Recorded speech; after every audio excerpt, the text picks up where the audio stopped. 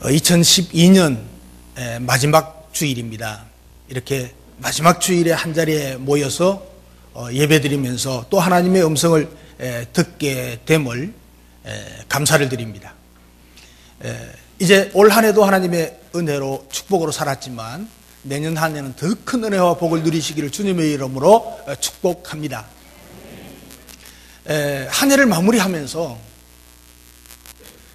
나의 신앙생활의 모습, 내 모습을 한번 보는 것이 좋겠다.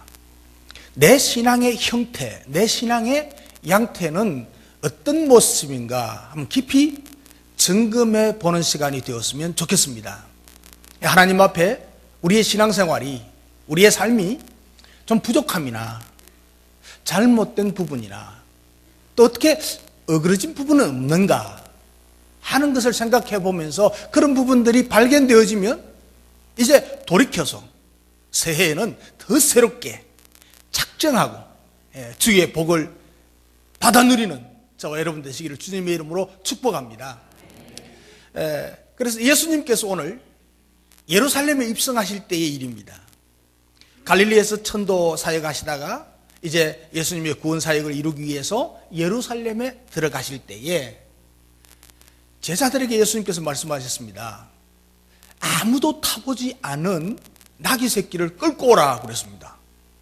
그냥 저 가서 동네에 나귀 새끼 하나 있으면 그냥 끌고 오라는 거예요. 제자들이 하니까 예수님이 뭐라고 하는 거 하니까 누가 뭐라고 하면 주가 쓰시겠다 그렇게만 해라 그랬습니다. 제자들이 갔습니다. 두 제자가 가서 뭐 되는 대로 만나는 대로 사람을 태우지 않는 나귀 새끼를 끌고 오려고 하니까 주인이 가만히 있습니까? 왜 그러냐? 그러니까 주가 쓰시겠다 합디다 그랬습니다. 그러니까 그 주인이 아무 소리 하지 않고 그냥 내줬습니다. 그 나귀를 예수님이 타고 예루살렘으로 들어가시는 겁니다. 여러분,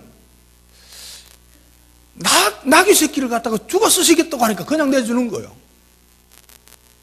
근데 이 나귀 새끼지만 그 당시에는 2000년 전에 그 당시에는 상당한 재산 목록의 하나였을 겁니다. 그런데 주가 쓰시겠다 이 말 한마디로 그냥 내주는 것을 볼 수가 있어요. 이것이 아마 참 좋은 신앙의 형태가 아닌가 이렇게 좀 생각이 됩니다. 여러분 할 수 있겠어요? 여러분 중요한 재산 목록 주가 쓰시겠다 주실 수 있어요? 별로 대답이 없네. 주기 싫은가 봐. 참 어려운 일이에요 실제로. 제가 가만히 있는 거야. 야 100만 원만 좀 가지고 와 할 사람이 그렇게 많지 않아요 지금. 이게 우리 교회 형태예요. 그리고 오늘 본문은 말이죠 11장에서 보면 이제 그렇게 준비된 나귀를 타고 예수님께서 예루살렘으로 들어오시는데 겉옷을 다 깔아가지고 이제 그 나귀에 타게 하고 오는 제자들이 그리고 가는데 많은 사람들이 몰려들었습니다. 그리고 그 많은 사람들이 자기 겉옷을 벗어가지고 길에 쫙 깔아줍니다. 그리고 어떤 사람은 나무 가지를 그 길에 펴고 이제 환영을 합니다. 그리고 앞뒤에서 소리칩니다. 군중이 많다는 겁니다. 몇 사람 안 되는 게 아니고 예수님 앞으로 예수님 뒤로 사람이 몰려서 막 가면서 계속 가는데요. 겉옷을 깔아주고 나무 잎을 깔아주고 그리고 호산나하고 찬송하고 가장 높은 곳에서 호산나하고 대대적인 환영을 하고 있는 겁니다. 지금 성경은 이렇게 간단하게 기록됐지만은 그 당시 그 상황을 한번 생각해 보세요. 상상을 해 보세요. 아주 대대적인 환영을 하는 거예요. 이 환영 인파가 엄청나게 몰려들었던 것이에요. 그리고 15장에 보면 빌라도가 예수를 놓아주기를 은근히 바라면서 군중들에게 물었습니다. 그러니까 제일 바나바를 놓아달라고 소리쳤습니다. 그리고는 예수를 십자가에 못 박게 해달라고 소리쳤습니다. 여러분 여기서도 신앙생활의 모습들을 보면 그 형태가 아주 그 세 가지로 나타나고 분류되는 것을 볼 수가 있습니다. 그래서 오늘 이 말씀들을 좀 살펴보면서 우리의 신앙생활의 형태가 어떤가 한번 살펴보기를 바랍니다. 신앙생활의 형태는 다양한데 그저 한 두세 가지로 나눌 수 있습니다. 그런데 중요한 한 형태는요, 맹목적인 신앙생활을 하는 경우가 있습니다. 맹목적인 신앙생활. 이게요, 발음이 좀 경상도 사람들은 잘 안 돼요. 그래서 제가 주보에 기록할 때 명목적 신앙생활 이랬습니다. 명목적.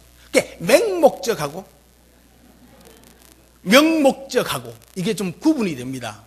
그런데 이게 명목적이 맞나? 맹목적이 맞나?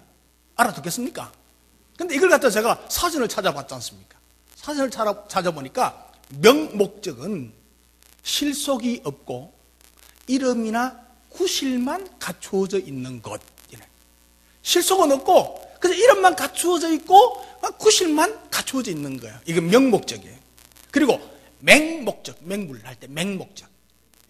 맹목적은 뭐냐 하면 사리를 따지거나 분별 없이 무턱대고 행동하는 것. 그러니까 이게 명목적이나 맹목적이나 거의 비슷해요. 그 말도 써도 되고 이 말도 써도 되는데 우리의 신앙생활의 형태가 혹시 명목적은 아닌가? 맹목적은 아닌가? 다시 말하면 신앙생활을 기분에 따라서 하는 사람이 있다는 거예요. 그래서 이런 사람을 기분파라고 해요. 기분파. 신앙생활도 기분파로 하는, 기분파로. 오늘 본문에 나타난 사람들은 어떤 모습입니까? 기분파, 기분파. 맹목적이요. 자, 보십시오. 예수님이 옵니다. 나귀를 타고 오십니다. 이야, 대대적인 환영이 있습니다. 환영 인파가 막 왔습니다. 그리고 막 웃옷을 벗어가지고 길에 깔아줍니다. 얼마나 놀라운 환영입니까, 이게. 여러분, 그렇게 할 수 있어요? 예. 옷을 벗어가지고 길에다가 길바닥에 깔아줘. 나귀 새끼 걸어가라고. 그러면서 종려나무를 막 흔들고, 예? 호산나, 호산나, 찬송하리로다. 높으신 하나님의 아들이여, 막 이라고 했습니다. 열광하는 거, 열광하는 거. 여러분, 이때의 느낌을 가만히 표현하면요, 아주 열광하고 있는데, 정말로 기쁨이 있고요. 거기에 감사가 있고요. 찬양이 있어요. 하나님의 영광을 막 찬양하고 있어요. 한마디로 흥분의 도가니입니다. 흥분의 도가니. 그런데 마치 요즘물로 말하면요, 요즘물 말하면 인기 있는 아이돌 스타들, 그 막 콘서트 가면 아이들이 막 미치고 뛰잖아요. 여러분 그 싸이 무슨 춤? 강남춤? 말춤. 말춤. 강남춤. 그거 보십시오. 저 미국이나 영국 가서 하는 것도 한 번씩 뉴스 나오잖아요. 막 사람이 미치는 거야, 미쳐. 막. 그런 상황입니다. 그런 상황. 이 콘서트 현장을 갖다가 방불할 수 있는 그런 상황이란 말이죠. 요즘도 말이죠. 그런 콘서트를 하고 그래도 옷 깔아주는 걸 안 봤다, 내가. 그렇잖아요? 옷을 벗어가 막 길바닥에 깔아주면서 환영하는, 대대적인 환영. 북한에서 말이죠. 김정일이가 막 길거리에 그 카프레이드를 하면 막 열광하고 막, 어떤 사람 절도 하고 막 이렇게 하는 거와 마찬가지. 맹목적으로 아무런 목적도 없이 그냥 눈치 봐가면서 남이 하니까, 그리고 눈치껏 그 행렬에서 분위기에 막 휩쓸려 가지고 환호하고 있는 것입니다. 그 11장에 그 환호하고 있는 모습을 이제 볼 수가 있습니다. 15절에 보면 대조가 돼요. 어쨌든 오늘 본문에서 유대인들은 예수님께서 예루살렘에 입성하심을 보면서 열렬히 환영하는 모습을 볼 수가 있습니다.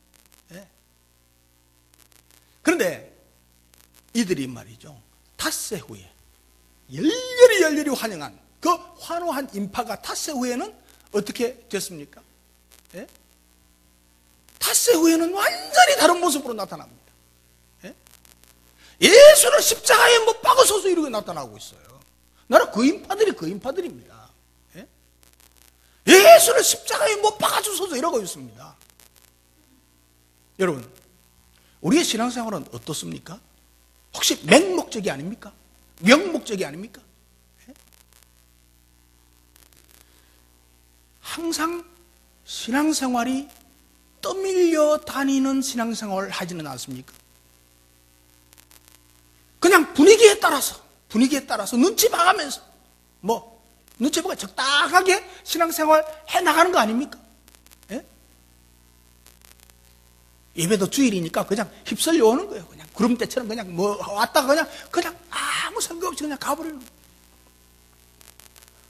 목장 모임도 하도 목장 모임에 참석해야 된다니까 그냥 참석하는 거예요. 그냥 먹어주고 그래. 함께 해주고 예? 그러고 넘어가는 거예요.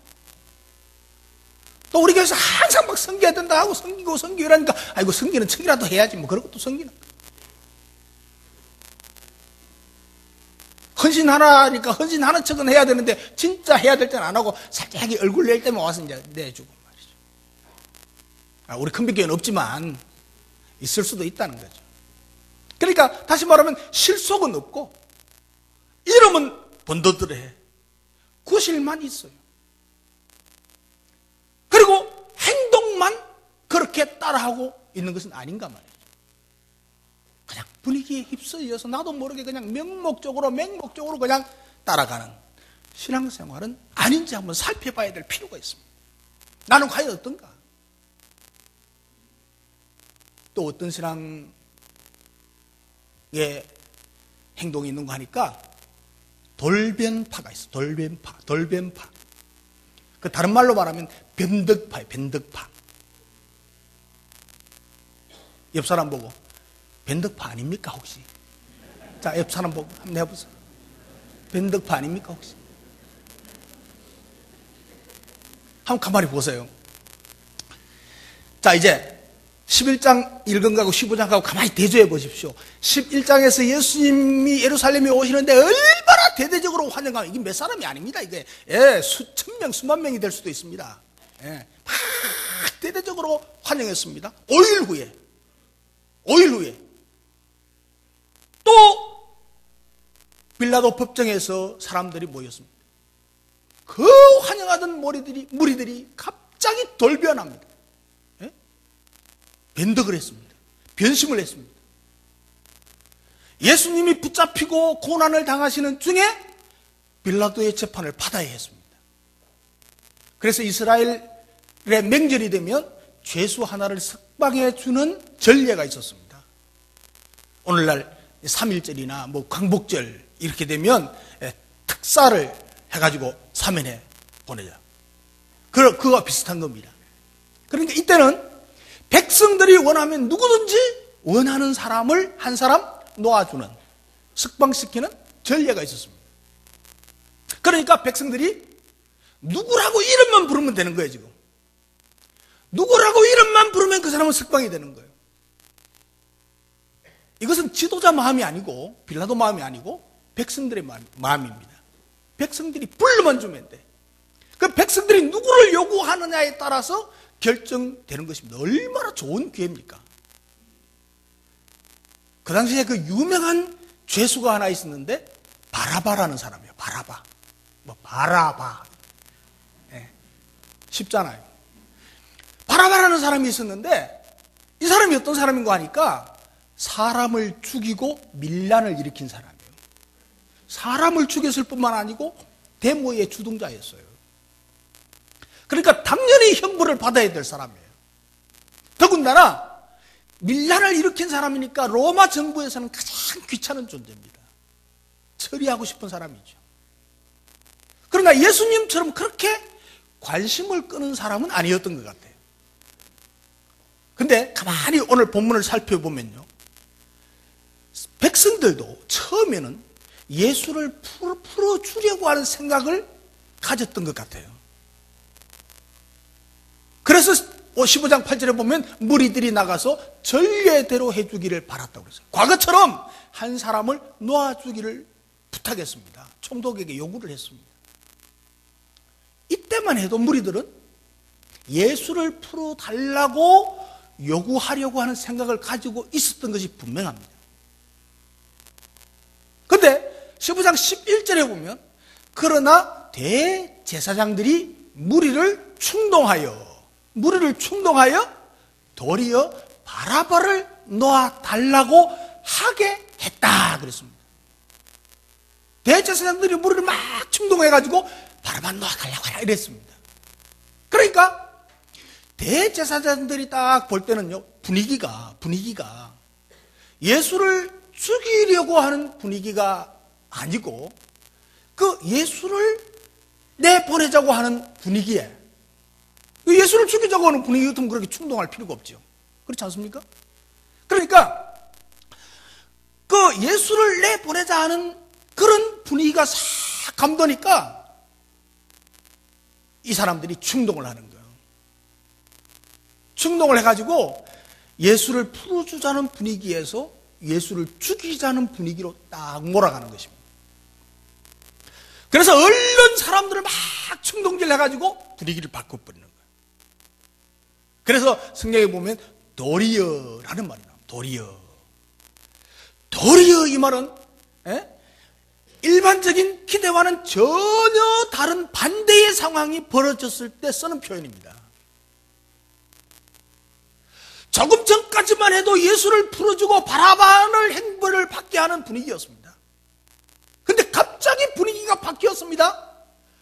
바라바를 풀어주고 예수는 십자가에 못 박으라고 지금 요구하고 있는 겁니다.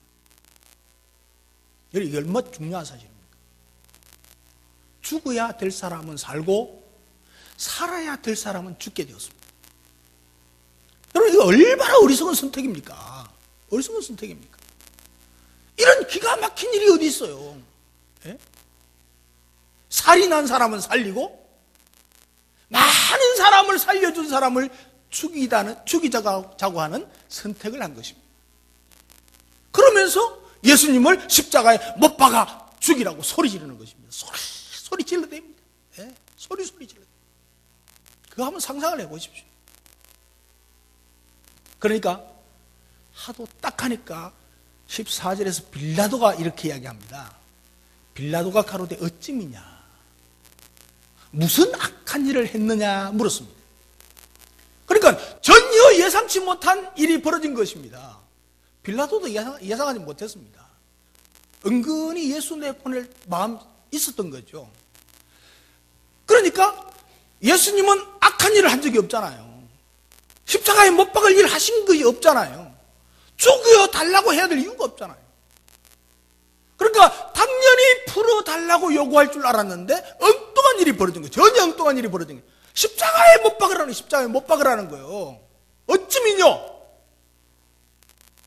물은 다음에 군중들에게 물었잖아요. 무슨 악한 일을 했느냐 물었잖아요. 그러니까 이 사람들은 말이죠, 군중들은 이 말에 대해서 아무런 답변을 하지 않았습니다. 아예 할 말이 없으니까 그렇죠. 아무 악한 일을 한 적도 없고 죽여야 될 이유도 없고 아무런 이유도 없으니까 아무 대답을 안 하고, 그래서 대답 대신에 더 큰 소리를 질렀습니다. 십자가에 못 박게 하소서. 십자가에 못 박게 하소서. 외쳐댄 그냥 싫은 겁니다. 그냥 싫은 겁니다. 이 흠앙한 선택을 한 것이죠. 예수님은 못 박고 강도는 살리라고 한 것입니다.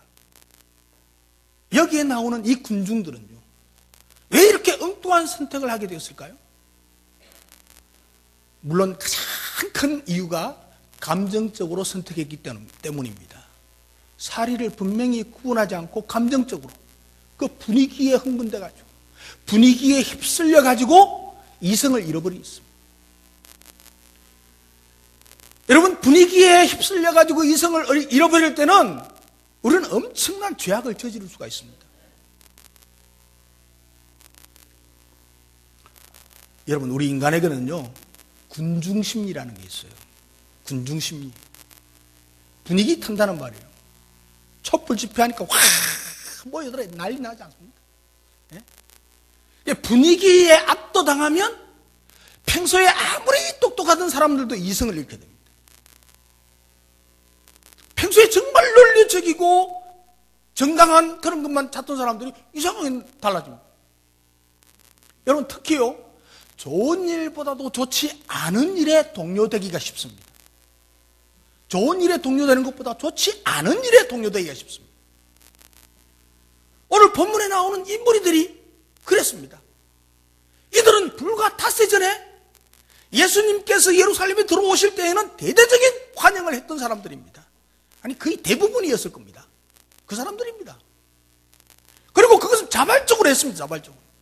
그런데 이제는 태도가 180도로 달라진 거예요. 지금 닷새 만에. 이제는 예수님을 십자가에 그렇게 환영하는 사람이 십자가에 못 박으라고 막 소리칩니다. 이런 분위기에서 예수를 살려내야 된다고 소리친다는 것은 바보 같아 보이잖아요. 한 사람도 그런 사람이 없잖아요. 이렇게 말을 할 수 없는 무서운 분위기가 되어버렸습니다. 그들은 주위 사람들의 충동에 의해서 사람들을 의식하고 선택했습니다. 이들은 먼저 하나님께 물어보지 않았습니다. 하나님의 음성을 들은 것도 아닙니다. 당연히 기도하지도 않았습니다. 말씀을 생각해 보지도 않고 하나님의 뜻을 생각해 본 적도 없습니다. 옆에서 다른 사람들이 충동질 하니까 그냥 선택한 것입니다. 이게 얼마나 무서운 일이에요. 우리가 이런 어리석음을 얼마나 자주 범하는지 모릅니다. 이것이요, 선거에서는 네거티브로 나타납니다. 이번 선거 네거티브 많았습니다. 여러분 자세히 몰라서 그렇죠. 이번 선거는 네거티브 극치였습니다.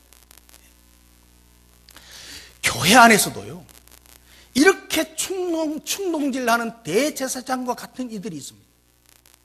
그럴듯한 논리로. 그리고 설설 사람들을 갖다가 무리들은 그 말을 듣고 돌변해버립니다. 이제까지 좋은 교회인 줄 알았는데 알고 보니까 아니네 이러고 확 돌변하게. 교회 문제들이 대부분 이렇습니다. 여러분 신천지의 수작이 바로 이겁니다. 한 사람이 싹 들어가잖아요. 등록하면 다른 사람 또 데리고 오잖아요. 근데 전도회 왔다가 쭉 한다고. 근데 또 다른 사람 데리고 오죠. 자꾸 데려오고 자기 편 데리고 오는 거예요. 교회가 크면 별거 아닌데 조그만 한 50명, 100명 이렇게 모이는데 한 10명만 다른 사람 따고 하고 보세요. 그리고 석 들어와서는 이제 아이고 목사가 이렇게 나쁘고 저렇게 나쁘고 저렇게 나쁘고 교회가 이래서는 안 되고 저래서는 안 되고 그리고 뭐 분란을 일으킵니다. 그럼 그게 휩싸여 가지고 같이 흥분해 가지고 같이 놀아나는 사람이 있고 착한 사람들은 에이 싸우기 싫으니까 나 딴 교회 갈란다 가쁘노. 그리고 그 사람들만 남는 거예요. 그러니까 그 안에 있다가 막 싸움질하고 목사님 쫓아내고 자기 편 목사 데리고 와서 교회가 딱 점령해버리는. 이게 신천지 무서운 겁니다. 이거 가능합니다. 얼마든지 가능합니다. 진주에는 큰 교회도 넘어갔어요. 이 수작이에요, 수작. 이 대제사장들과 같은 이런 역할을 하는 사람들이 교회 안에도 얼마든지 있어요. 그래서 여러분 교회 안에 돌변파, 변덕파 신앙인들이 많습니다. 우리 큰빛교회는 없지만